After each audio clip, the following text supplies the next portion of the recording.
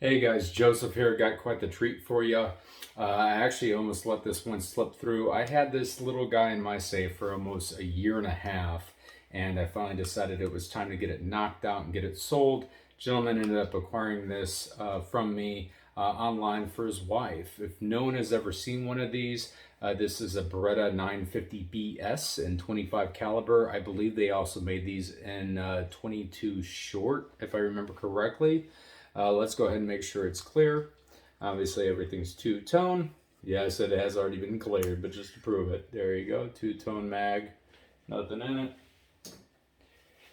Charge it back, rack it, still nothing in it. So, the coolest thing about this that you really don't see that often. I know towards the iteration of a tip-up barrel.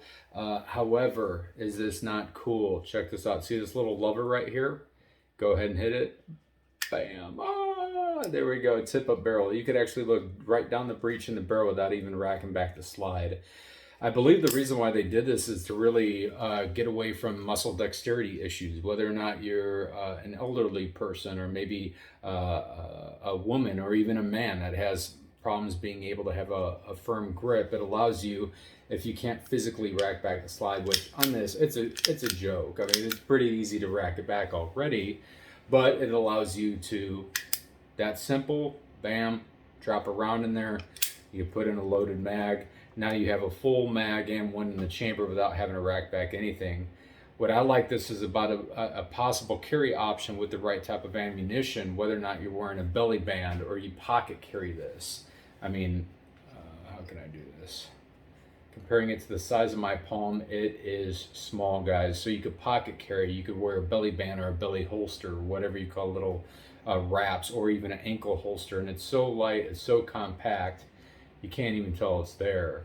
What's cool about the tip-up design, though, is let's say you're out in public carrying or going to a vehicle or you're around an event where for whatever reason or even at home you decide, hey, I no longer want a round in the chamber for whatever reason, whether or not hammer is forward or back, you could easily at any point of time leaving the whole mag in there, tip it up, take the round out of the chamber, you're ready to rock and roll. One thing that take away from this firearm, lowers on these are aluminum, so it's very important if you ever decide to purse carry or put it, somewhere where it's going to be around keys or any sort of hardened steel or hardened metal in general. You want to be very careful on this whole lower receiver because you'll get little micro scratches. On this particular one, if you could see it, and it's really hard, camera might not even pick it up. You'll see very, very hairline scratches on it. Not the end of the world. Honestly, I could have easily buffed them out prior to the finishing process, but I leave stuff like that because you do want a firearm to have some character. You want to see some of the original scratches on the actual metal itself. It's not a brand new gun, and you have to respect the history of a lot of these older Berettas. Okay. So with that being said, yes, slide with or without, very easy to rack back. Barrel is more or less a fixed barrel. It does not move and oscillates back and forth. Another quirky thing about it, obviously you have single and double action, everything else. This firearm will not shoot unless, hammers back. Quirky thing about the design that throws off a lot of people. Okay, I have one in the chamber. Yeah, I carry loaded. Safety won't go on unless the hammer is back. It is what it is, and what it is there's a notch out in the sear where when you go to pull back the hammer, it allows the safety to actually engage and slip itself in front of everything. Not the end of the world. I personally like it that way. I don't carry a firearm anyways with the safety to begin with, so I could care less. I'd rather carry a firearm, locked and loaded in the event I need to use it. Draw back the hammer on it, and it's ready to go. Yeah, has all the original markings on it. Come on, camera. Yeah, I think it's the problem that I'm having is the actual light itself. Yeah, we're not going to be able to get the fine markings on it, the made in the Beretta and the model 950BS on there just because of the lighting.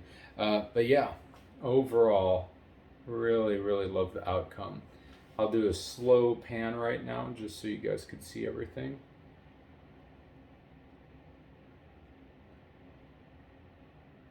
And every ounce of this thing has been coated, even the internals on it. The only thing I don't touch on things that I Cerakote is going to be springs and like the really, really small roll pins and stuff like that. There's really no purpose to it. Very tight tolerances on some of these pins. The other ones, like the lock for the tip-up barrel and everything else, very loose. However, once you get it all assembled, I mean, it's rock tight now. It's not going to go anywhere. So that one from the bottom. Yeah. Hopefully you enjoy. As always, if you have any questions, feel free to ask away. If you have any insight or other color schemes you'd like to see me do, let me know. Feedback's always appreciated. You could visit us at blacktalonarmory.com, and I appreciate your time. Thank you.